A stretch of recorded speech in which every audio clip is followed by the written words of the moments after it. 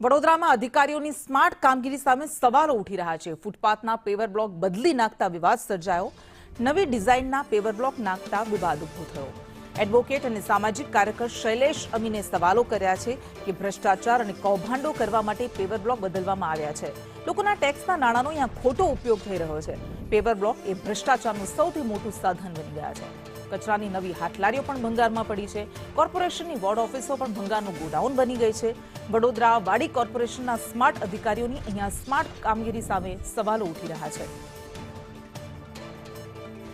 તો સવાલ ઉઠી રહ્યા છે કે ફૂટપાથના પેવર બ્લોક સારા હોય તેમ છતાં બદલવામાં કેમ આવી રહ્યા છે।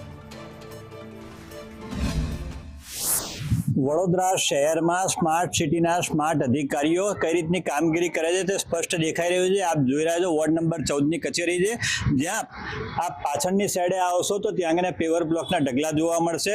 ખાસ કરીને પેવર બ્લોકો જે જૂના છે એ જૂના ઉખેડીને નવા નાખવાની કામગીરી કરી રહ્યા છે। પહેલા પાતળા પેવર બ્લોક આવતા હતા, હવે 60 mm ને નાખવામાં આવે છે। આ રીતે જે પેવર બ્લોકો જે તાજેતરમાં જ નાખેલા હોય 6-12 મહિના થયા હોય એને પણ બ્યુટિફિકેશન હેઠળ ખસેડીને નવા પેવર બ્લોકો નાખવાની કામગીરી ચાલી રહી છે। આખું જ આ પાછળની સાઈડ જે વોર્ડ નંબર 14ની કચેરીની પાછળની સાઈડ આપ જોશો તો અહીંયા ભંગારનો ગોડાઉન થઈ ગયો એવું લાગશે। અહીંયા પેવર બ્લોકો હાથ લારીઓ જે કચરાની હોય છે હાથ લારીઓ કટાયેલી ભંગાર પડેલી છે।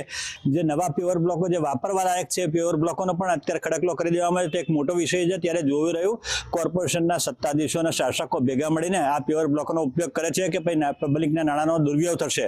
હિરેન મોદી, સંદેશ ન્યૂઝ, વડોદરા। અને ગાંધીનગરમાં જીએમસીની સામાન્ય સભા જેમાં 2026-27નું બજેટ રજૂ કરવામાં આવશે। જીએમસીમાં વર્તમાન શાસકોનું આ છેલ્લું બજેટ હશે। 1919 કરોડનું બજેટ સ્ટેન્ડિંગ કમિટીએ રજૂ કર્યું છે। તો કોંગ્રેસ જીએમસી બહાર બજેટના કેટલાક મુદ્દાઓને લઈને વિરોધ કરશે। વધુ વિગત સાથે સંવાદદાતા હિરેન રાવલ આપણી સાથે જોડાયા છે। હિરેન, બજેટના ડ્રાફ્ટમાં એવું તો શું છે કે જેના કારણે વિરોધ પક્ષ સવાલ ઉઠાવી રહ્યા છે? ગાંધીનગર કોર્પોરેશનનું ચાલુ બોડીનું છેલ્લું બજેટ છે એ 20 તારીખ પહેલા પસાર કરવું આવશ્યક છે અને એના માટે આજે સામાન્ય સભા બોલાવવામાં આવી છે। પરંતુ ગાંધીનગર કોર્પોરેશનની આ તમામ 44 બેઠકો પૈકી 43 બેઠકો પર ભાજપનો કોર્પોરેટર છે, જ્યારે એક આમ આદમી પાર્ટીના કોર્પોરેટર છે। કોંગ્રેસના કોઈ કોર્પોરેટર ન હોવાના કારણે કોંગ્રેસે સામાન્ય સભાના બદલે સામાન્ય સભાની બહાર તેનો વિરોધ કર્યો છે। કોંગ્રેસના કાર્યકર્તાઓ અને શહેર પ્રમુખ સહિતના લોકો ત્યાં પહોંચ્યા હતા। જોકે ગાંધીનગર કોર્પોરેશને પોલીસ અને ફાયરની મદદથી કોર્પોરેશનના દરવાજા બંધ કરી ફાયરની ગાડીઓથી પાણીનો મારો ચલાવી આ કોંગ્રેસના કાર્યકર્તાઓને પરત મોકલ્યા હતા। કોંગ્રેસનો આરોપ છે કે ભ્રષ્ટાચાર અને પોતાના લોકોને સાચવવા માટે પૈસાની અંદર અલગ અલગ જોગવાઈઓ કરવામાં આવે છે અને ધરા ઉપર એટલે કે જમીન ઉપર એ કામો નથી થતા। સત્તાના મદમાં ભાજપ છે એ આ પ્રકારના કામો કરતા હોવાનો આરોપ કોંગ્રેસ દ્વારા લગાવવામાં આવ્યો છે। જોકે એક પણ કોર્પોરેટર કોંગ્રેસનો ન હોવાના કારણે કોંગ્રેસે સામાન્ય સભાની બહાર એટલે કે કોંગ્રેસ કાર્યાલય ગાંધીનગર કોર્પોરેશનનું કાર્યાલય છે ત્યાં વિરોધ નોંધાવ્યો છે। આભાર।